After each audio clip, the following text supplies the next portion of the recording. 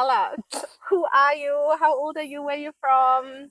Tell us everything. Tell us your story. My name's Malika Costa. Mhm. I am 27 years old. I was born in Kasugai, Prefecture, Japan. I am a spearfisher woman, studied marine biology, nature woman by my heart, and a breast cancer survivor as well. Beautiful. Yeah. Tell me, what does beauty mean to you? To me, when you talk to someone about their passions and Yes. their loves and they have this ignited energy inside their eyes and the little twinkle, and I find that really beautiful. Also, ever since I was a kid, I would always look at little insects and little animals and just look at all the little details, and I often find the details in someone's either their physical self or their personality. I always find that really beautiful, learning the little details about people and just seeing all of that. And also when you can tell someone's put in the work to really learn about themselves, and that really comes forth in how they hold themselves and how they present themselves. And the energy they bring into the room that way. Hey? Exactly. And how you feel after being around people like that was really beautiful to me. I love that. Yeah. What do you find beautiful about yourself? I find my sense of humor really beautiful. Coming out of something really draining, like personal health struggles, going through cancer, and just finding that my humor stuck with me through it all. It was one thing that I was really scared about losing was my humor and my bubbly personality. There was all the talk about surgery, losing your hair, but one thing I just was so scared about was just becoming a different person completely. I'm not the person I was, but my bubbly personality and humor is just, if anything, it's become stronger. I love that. Yeah, now I know that it's with me for life. No matter what happens, I know that will just always be. Beautiful. Yeah. And what would you say you are learning to love more about yourself? Learning to love myself on the days where I'm just feeling down or not motivated to even get out of bed. On days where I forget words. Keep my brain.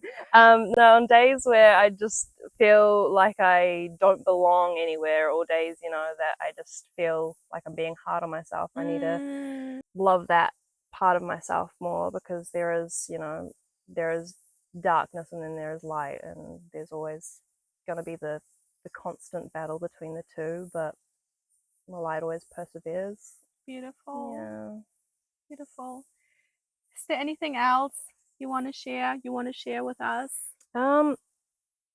Yeah, going through all the breast cancer related things, and being a young person going through breast cancer, I was always, a lot of the time, like before pre-diagnosis, I kept getting healthcare professionals being like, oh, you're too young to have breast cancer, you don't need to worry about it and all of this, but just knowing in myself that something was wrong. I first found a lump just on the top of my breast, New Year's Eve, and I straight away knew something was wrong. Yeah. And so I called my GP clinic, and in a week they saw me and misdiagnosed me that I had an infection. And I knew after being on antibiotics for about 10 days that this wasn't getting any better. And so I went to the hospital myself and pushed to be seen. Yeah. And if I hadn't done that when I had, I might not be here, because my cancer was found at stage 3C, which is just before stage 4, terminal. Wow. Yeah, it was so aggressive that the 2 weeks after diagnosis, I started on chemo. And so I was really lucky that I got the oncology team that I did because they were just so onto it. They knew that because of my age, my hormone levels are going to be way higher than people that would usually be diagnosed with breast cancer, which is usually women like in their late 50s to older. So I was really lucky they caught it when they did. And I think one big lesson is self-advocacy and just knowing your body, knowing what's normal in your body, and just pushing because you're advocating for your life. And trusting that, you know, that something is not quite right, and pushing and not taking the first no as an answer if you feel like there's more. Just push and do research and just I was really lucky that my sister, once I was diagnosed, my sister did so much research because like my brain just shut off after I was diagnosed. You know, I was focused on surviving and going through all my treatments and appointments. But my sister, she was just researching, you know, calling people up, and she was just amazing. And honestly, she's just my angel, really. Anyone that's going through it at the moment, that's at the start of this chaotic thing, just knowing that it's going to be okay and everything's going to change, and just trying to feel all the feelings. You know, there is no one way to go about this. Everyone's different, and you will come out the other side of it. And I think I really learned perspective going through this. I think that a lot of people our age just wouldn't know, is that, you know, once you question your mortality, you come out the other side and you're just like, oh, okay, nothing is promised, not even your health.